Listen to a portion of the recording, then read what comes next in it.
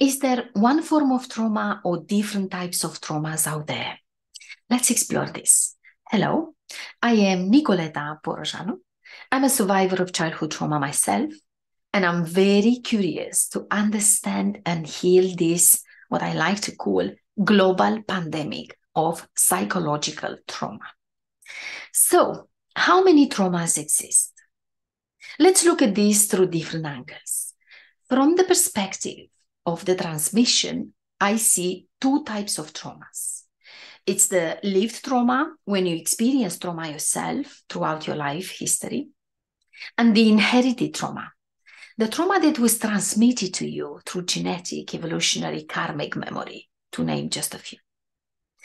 If we differentiate trauma based on its impact on us, we have body trauma, we have mental or psychological trauma, we have emotional trauma, we have the trauma of the social persona, which is the trauma of our false identity. It creates a lot of stress, a lot of suffering, and we don't really acknowledge.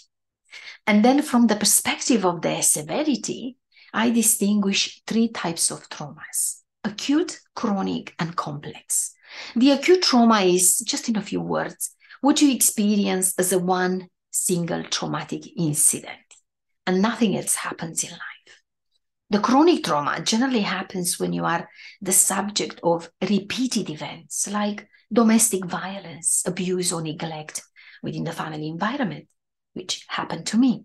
And the complex trauma is when you are exposed to various and multiple traumatic events that are often very invasive and are of an interpersonal nature. It's the relational trauma when different people hurt you in different ways.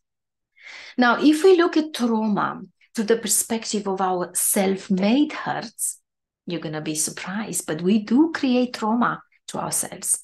We have the confusion trauma, we have the self-rejection trauma, the performance culture trauma when we compete with others and we feel like we are never good enough.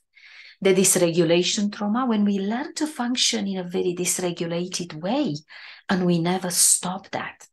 These are all traumas that we create and maintain within ourselves. Now, if we look at trauma to the context trauma takes place, then we have many types. We have collective, ancestral, we have cultural, social, family trauma, we have transgenerational trauma, we have relational trauma, and so on. I'm going to look into every single one of these in more detail in the future.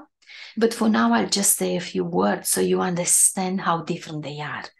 The collective trauma can be the Black Death experience within the 14th century that killed 25 million people. For the population at that time, that was a lot. We have the first flu, the influenza, towards the end of the 19th century that killed 1 million people. Again, a lot of people. We have the World War I and II that killed 100 million people, both civilians and soldiers. We have this COVID pandemic that we have all witnessed that killed 7 million people. All of these collective traumas, what they do, they instill fear in the people living that. They instill a lot of uncertainty and a lot of pain.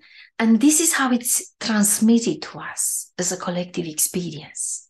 A few words about cultural trauma. When only some cultural groups are affected, I'll think of three: Native American extermination.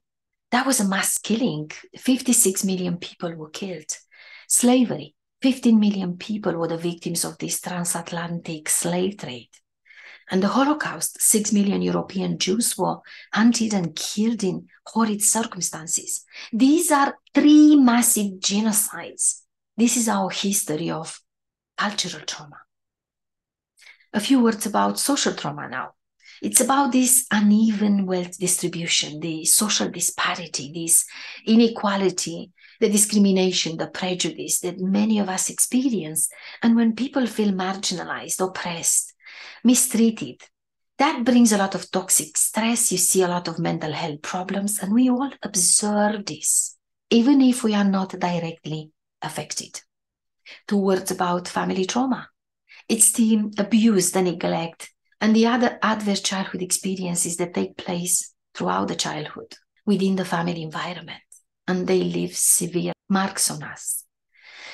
Two words about relational trauma. Well, most traumas actually take place within the relational space. And the relational trauma creates very deep wounds, and it often involves betrayal, and it leaves scars in our attachment, in our intimacy, in our sense of self, in our sense of boundaries of self. And that requires a lot of time to heal. In my view, all of these traumas are transgenerational in their nature because they get passed from one generation to the other, and mostly unconsciously. So we don't really become aware of them. And it's been in my learning that in real life, many of us are affected by more than one trauma and by different types of traumas. And this is why healing is such a long, complex, and difficult process. So, from me to you, it is very important to have this awareness around how many types of traumas there are, because you might be dealing with this in your journey of self-discovery, healing, and personal growth. I hope you found this helpful. Make a comment, let me know your thoughts, ask questions if you wish, and keep watching. I'll expand on this in my next videos.